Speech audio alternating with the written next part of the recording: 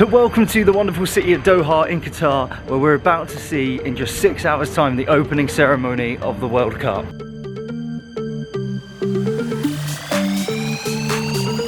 But first we have a 30-minute taxi ride all the way to Al Stadium, which is up the top in the north of Qatar, which is about a half an hour, 45 minutes away from the main city. The stadium holds 60,000 people and we're going to be there for the opening ceremony.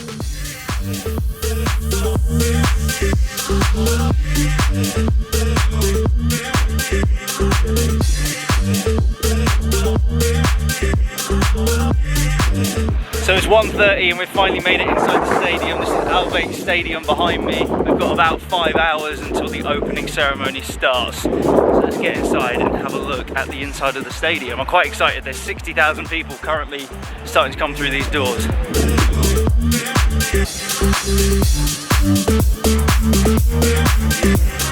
So this is a pretty empty stadium as people start to fill up the seats behind me. It's looking cool. Okay, so we've seen people start to fill the stadium now. It's getting a little bit busy behind here where you enter the stalls. You can buy food and drink all the way around here. It's not that expensive, 15 Real for a Coke. So I've come downstairs where it's a little bit more rowdy as people are trying to get into their seats. Let's go out onto the pitch and have a look.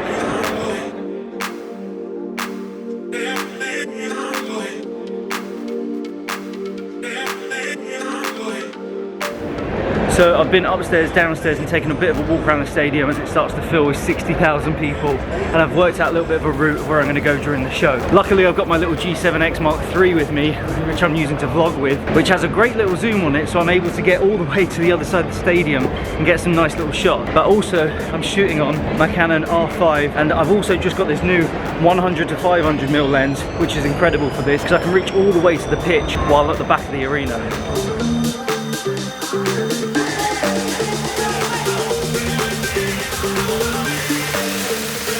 Ecuador fans are over here, loads of them. Qatari fans all the way around here.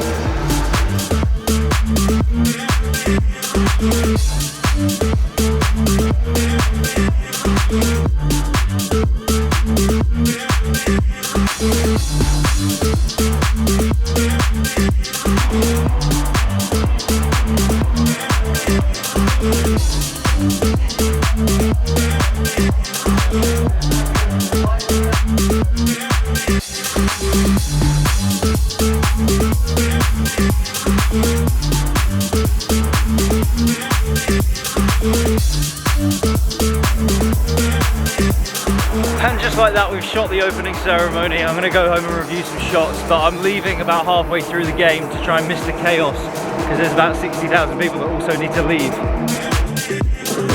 Making my way through all the parks and stuff on the outside where there's loads of food and restaurants and stuff, and I'm just heading to get a taxi home, and I think it was a good idea to leave early because it's not that busy. So far I'm 20 minutes and 2 kilometers outside of the stadium back there, and I've still got to cross all this massive road to get to where all the taxis are. Just to give you an idea of how many people are here, the main car park's behind me, and then this is the overflow. So yeah, completely full, and the taxi rank doesn't look much better.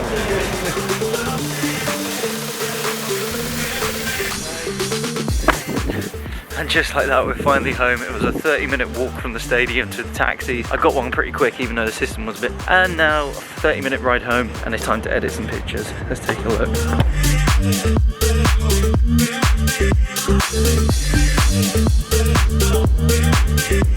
And just like that, I'm finished. I spent another hour editing and getting all of these pictures that are hopefully coming up over here.